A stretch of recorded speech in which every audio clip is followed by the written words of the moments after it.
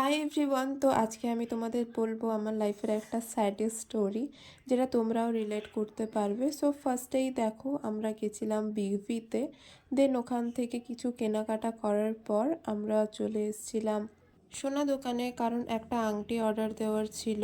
দেন ওখান থেকে grocery shopping করে আমরা এসেছিলাম মোমো খেতে, কারণ এখানকার মোমোটা বেস্ট। আর যারা যারা বেলদায় থাকো, আমি প্রত্যেককে বলবো এখানকার মোমোটা একবার হলেও ট্রাই করতে। স্যাডের স্টোরিটা হচ্ছে, আমার পাপার বার্থডে আসছে, সো আমি একটা প্ল্যান করেছিলাম। আর আমার ঠাম্মা গিয়ে ওটা আমার পাপাকে বলে দেয়, মানে আমি পাপার জন্য একটা গিফট এনেছিলাম, তো ওটা আমার ঠাম্মা বলে দেয়। তো এবারে তোমরা জাস্ট ভাবো যে কীরকম লাগে। আশা করি তোমরাও রিলেট করতে পারবে। এবার আমার যে এত প্ল্যানিং ছিল, এত কিছু, সবটা মাটি হয়ে গেল। সবটা মানে এক এক সেকেন্ডের মধ্যে আমার মুডটা পুরো চেঞ্জ হয়ে গেল। যতটা এক্সাইটমেন্ট ছিল সবটা একবারে ভেঙে গেল।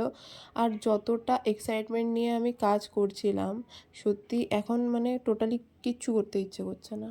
একদম কিচ্ছু করতে ইচ্ছে করছে না, কারণ সব থেকে বড় গিফটটাই, সারপ্রাইজ গিফটটাই হচ্ছে রিভিল হয়ে গেছে। যাই হোক, মন খারাপ করে কাজ নেই। এটা হচ্ছে সেদিনকের ব্লগ, যেদিন আমরা গিফটটা আনতে যাই। এরপর আমরা বড়া পাও খেয়ে বাড়ি ফিরে আসি। So tata.